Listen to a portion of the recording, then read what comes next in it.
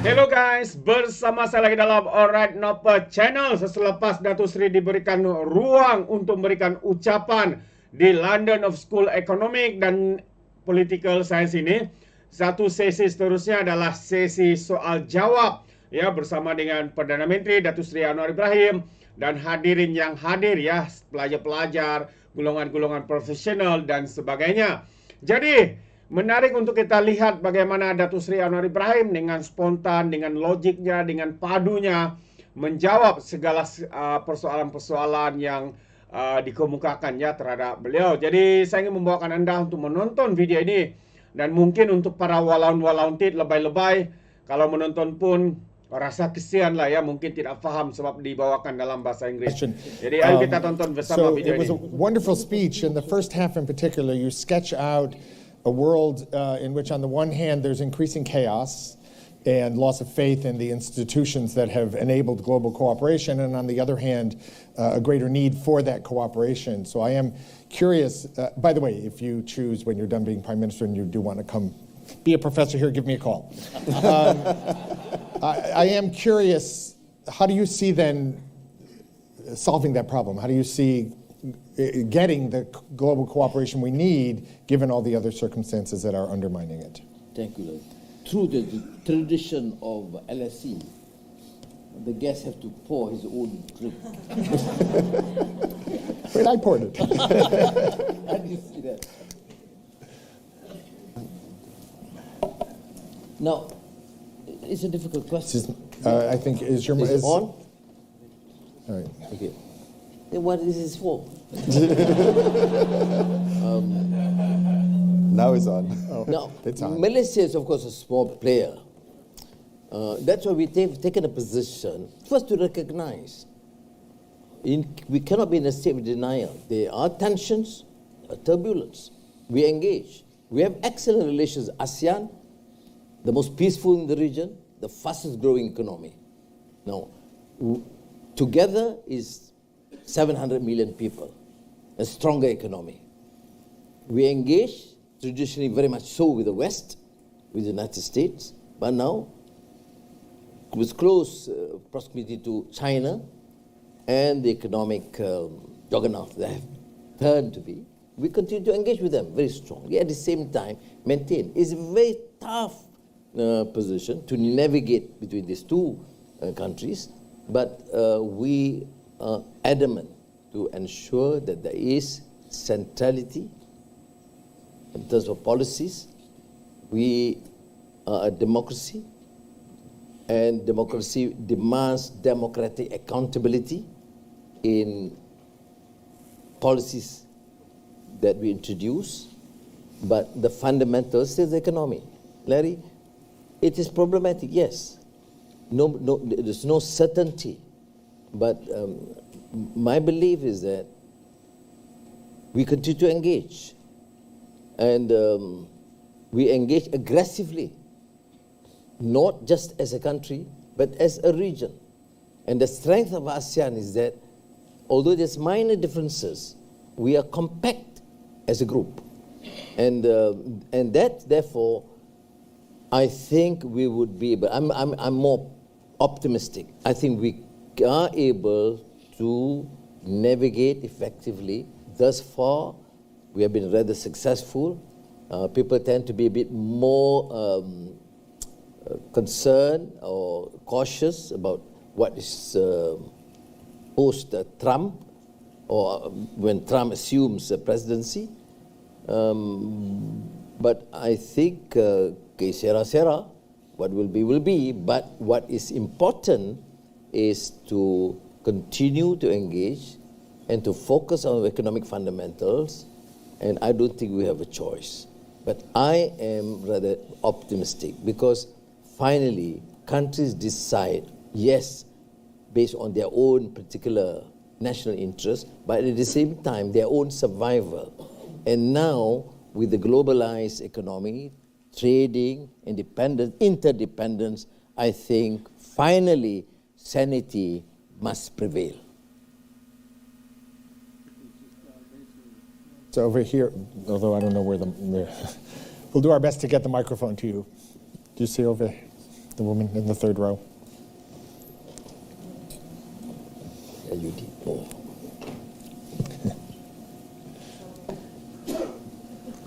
Assalamualaikum. It's an honor to see you, Prime Minister. I'm Rowena Abdulrazak. I'm with Mercy Humanitarian UK. We're a charity based here that provides mental health support for Malaysian students. But my question is actually about the uncertainties that face the Islamic world. There's a lot of rivalries, especially between the Sunni and Shiite countries, exemplified by the Saudi-Iranian rivalry. And I was wondering how Malaysia can navigate these uncertainties and rivalries within the global ummah. Thank you.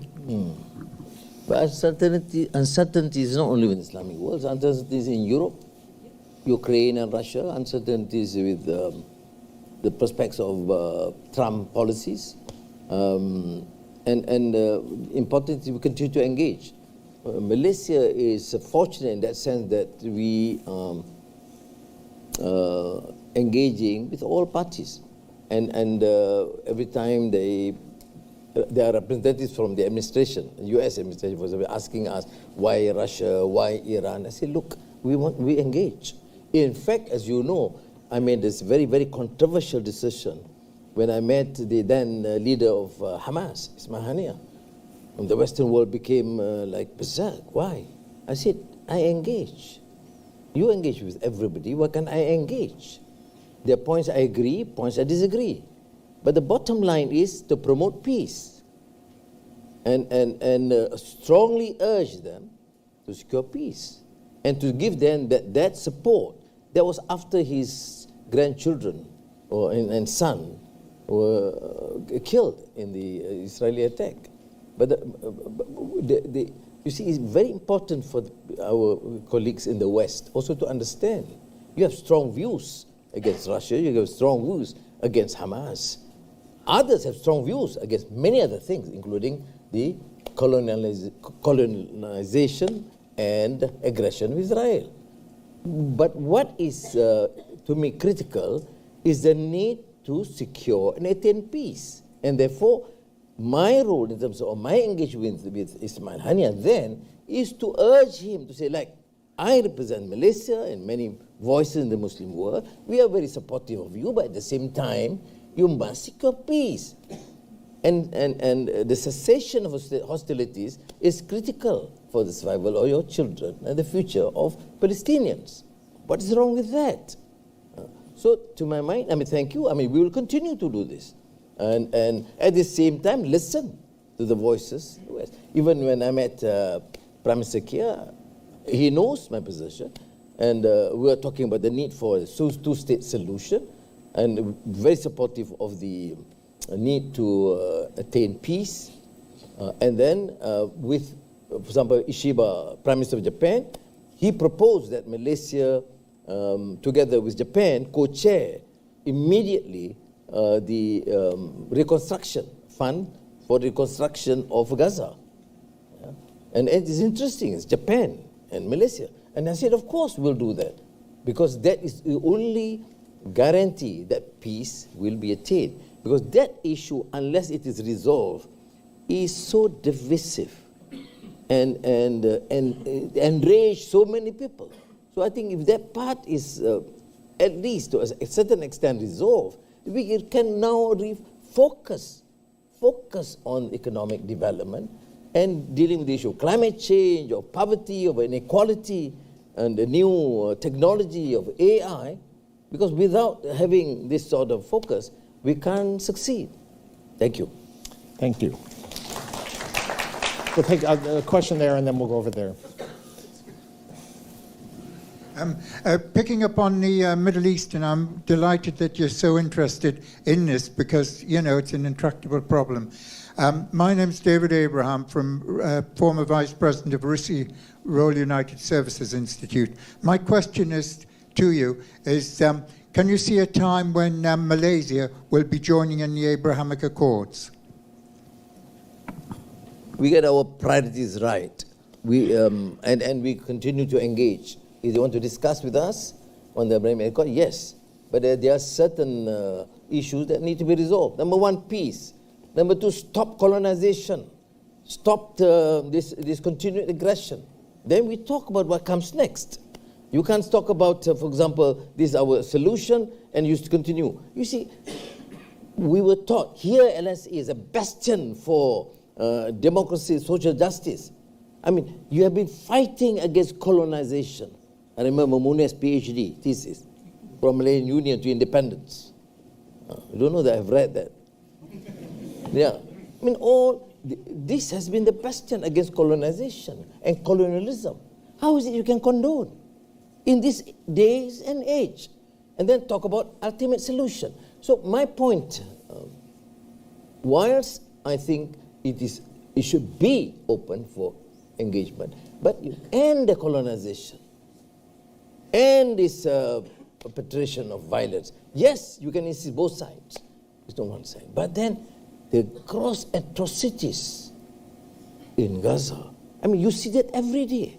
That's why in my remarks this is strong. But where is our humanity? Why this talk about human rights and democracy? With all this sophisticated learning and education about humanitarian values and democracy, and why is it we do condone this? I mean, that's my point. I think resolve that first, because that's causing so much anger to many people, seeing children and women and houses being destroyed. I grew up post Second World War, and I thought that's the end. No one should ever tolerate. Then Rwanda, that's the end. No more after this. Then Bosnia, that's the end. With all the power, technological powers that we have, what is wrong? So I think that is a deficit in terms of humanity, in terms of the sense of justice. And I think I would start at that, Although people ask me, then therefore do you then condone violence from the part of Hamas? No, I don't. I make it known, and they know my position. I don't think the solution is violence, but we have to deal with it. When your house, your property, and is being plundered on a daily basis, and you preach them about no violence, it's going to be very difficult. I come from a region and countries has been colonized. You don't preach to the nationalist leaders about non-violence. Very difficult. Gandhi was an exception. Thank you.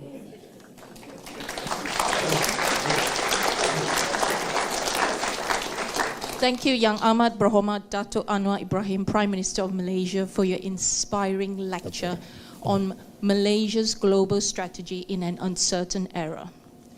My name is Dr. Irene Cheng, a partner of Echo8 Global Investment Group.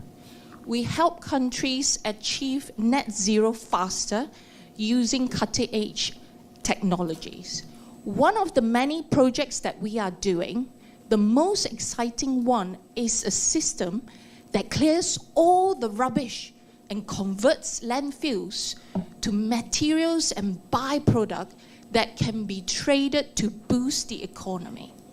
What would be your suggestion for me to be able to bring this technology to Malaysia, to other ASEAN countries, to improve sustainability and global climate change? Thank you. The MITI minister is here, Maida is here, and you should seriously. You should engage with them immediately, and we give a priority to this. But does the rubbish include some rotten politicians?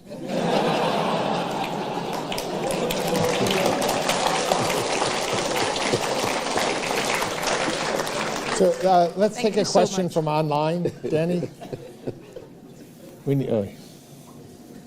It's an online question. Oh, yeah, okay. Mr. Prime Minister, this is an anonymous question. It says, you've spoken movingly about humanitarian values, yet Malaysia has not, is one of the few countries that has not ratified the International Covenant on Civil and Political Rights, nor does it have any legal recognition of refugees. How can you explain this? We have in Malaysia a total of about 2.5 million refugees. We've given adequate protection. We have 200,000 from Myanmar, whether we recognize or not, we give maximum support where we can have. Now, the issue of covenant has its ramifications because of the concerns of not only Muslims, but Hindus, Buddhists, Christians on the issue of same-sex marriage or LGBT, which may be fine in some countries in the West, but we have difficulty to accept because that's generally rejected, because sanctity of marriage to us, at least vast majority of Malaysians, are between men and women. But I take your point. Whether they are refugees or they are illegal workers, humane treatment must be accorded. That I would concede. But whether we would accede to the covenant, we may have a problem because the number of refugees and illegal workers in Malaysia have exceeded 3.5 million for a population, a country with a population of 34 million. It's just too problematic for us, economically, socially. But what I can concede, I reiterate, there must be humane treatment regardless. Thank you. Thank you. Hello, Nina Adlan Disney, LSC Malaysia alumni and also MD of an educational social enterprise called LIPED from KL. But I won't ask you about an education question because it's all in the paper that we've submitted. What I would like to ask, I know you're a fan of Shakespeare and you've spoken a lot about this uncertain era. So I think Shakespeare to many represents a kind of a universal and eternal truth. So the question is, and my husband's a literature teacher back home. So the question is, if Datuk Sri Najib and his wife are Macbeth and Lady Macbeth, if Tun Mahathir is King Lear, which Shakespeare character would you be, and why?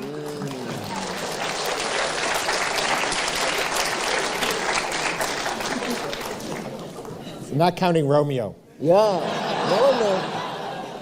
And Macbeth. You've ignored Macbeth and Lady Macbeth. I think we'll end at that. Because I don't want to be personal. I'm joking because I'm no ministers here, you know. But they are in the team, so it should be fine.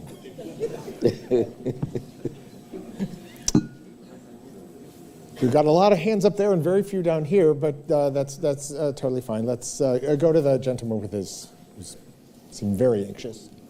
Thank you very much. I'm Robert Yates. I'm a visiting professor in practice here at the LSE. Honourable Prime Minister, I've seen from recent speeches that you're very concerned about rampant insurance premium hikes in the health sector and the private sector escalation of costs. I was just wondering, are you considering implementing universal health reforms, maybe in the run-up to the next election? Not only would this be a sort of a great investment in future generations, but as countries like the UK and Japan and Thailand have shown, that this is an investment in future generations that doesn't lose elections, it actually wins elections. So is this something you might consider in the run-up to the next elections? The Ministry of Health has been entrusted with this task of making major recommendations about public health reform, which means strengthening the other national insurance of a sort. But the issue with the private sector was a bit to curtail this excessive sort of rates, and particularly in the name of health facilities. That was the controversial issue recently. And I think we are tough on that. We say, look, of course, they are private sector, they can attain profit, but there's a limit. Unless you have this super class of a sort of a specialist center of the Mayo type. But otherwise, the general private institutions must at least have some ground rules to follow and to be accountable to the charges that are made, and also the treatment and follow-up for the patients. All right?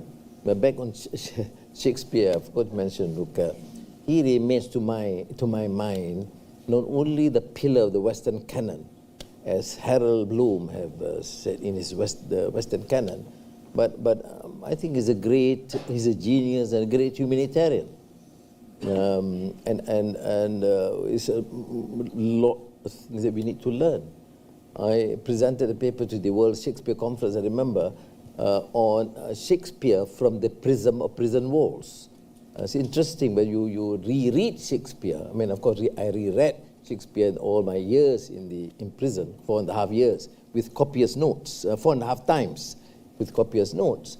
And it is enriching, it's enlightening, it's a very humane approach to understand society and mankind, and womankind, of course.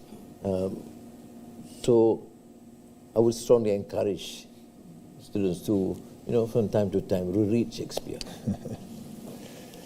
Questions from here. Thank you so much, Datuk Sri, for honoring us with your presence. My name is Imran. I'm a philosophy student here. I'm doing my master's in philosophy and public policy here at LSE. My question is, Datuk, forgive me if this question is a bit personal, but as a student, very passionate about his nation, I'm quite intrigued. From your days as a student activist and now you as a Prime Minister, I was wondering what changed, whether in your beliefs, philosophical basis, motivations, and what stayed the same. Thank you, Datuk. Yeah, it's an interesting question. The one change, yes, you grow older, you mature, you seem to be more tolerant on, issues of the flaws and weaknesses of people. But there are some fundamental views that have not changed. I believe in freedom. I believe that in good governance, I understand through philosophy and history that countries can emerge great, to become great, or be destroyed, from the Khaldunian theory to Toynbee. The cycle is true, which means good governance must be central. So those things have not changed. And then there's one part. That is why I think in our Madani concept, we don't compromise. How could people think about cases, the past cases? It's different. But in the 2 years in governance, my colleagues are here. No compromise on issues of corruption, of leaders squandering wealth. It doesn't matter whether it's a coalition or not. That this was the ground in that understanding. And I think Malaysia has that potential in the past, but destroyed because of poor governance, because of greed and endemic corruption. And don't deny, one cannot deny that. Is known internationally. So I think you on these issues, principles, you have that. And so we have to move on with it. So you say, have anything changed? Not on the issue of governance, not on the issue of corruption, not on the issue of respecting individual rights. Malaysia is a multiracial, multicultural country. Malays, Bumiputras, Muslims are the majority. We have constitutional guarantees. But this penchant of going on the race-based policies or insulting and abusive and creating hatred and suspicion and prejudice by race, to me is sickening. Yes, we are encountering that. We have big battles with the opposition on many issues. If they can criticize me like an alumni's report on education, I don't feel in any way insulted. In fact, I immediately wrote a note to the Minister of Education, please give your personal attention and give me a report latest in 2 weeks. That was my note to her. But when you talk about, Anwar is pro-Chinese and why is it he needs to go to a Chinese restaurant and eat, it's a bloody sickening thing to do it to happen. And I think I need you, particularly the young, to understand this. Of course we have our ground rules. We pray. You see? And I don't take pork. I don't drink. Of course I drink water. But there's a tolerance. Your views. I have to respect what you believe in. Why is it so difficult? Because the penchant for populism and racism and religious bigotry. Malaysia is facing that problem. So the vast majority, particularly the young, must have that courage of conviction, tenacity of purpose, to say enough of corruption, yes, but enough racism and enough religious bigotry. What do they have to say? Everything is, there's nothing about policies. There's no major criticism of policies, my colleagues will know, in the 2 years of governance. But there's lots of criticism. We're selling the country to the Chinese have taken over, Penang is going to be Christianized tomorrow. Yeah, and blatant lies. Now, are you a Democrat? Yes. Do you allow them to say what they want? Yes. But do you then allow for such irresponsible act that could disrupt and cause mischief and even break societies apart? So I draw the line. Yes, I'll be tough. You can criticize me for all my policies. You may disagree with these policies, but you cannot use the race and religious card. And you cannot denigrate any person. So when I say, for example, in public speeches, if I want to be a Malaysian leader, the Malay child is my child, the Chinese child my child, the Indian, the Dayak or the Kadazan. You know what they do? They say, how can Anwar, a Malay Muslim, consider a Chinese child his? I mean, level of stupidity. And some of them are, I hope, no LSE graduates.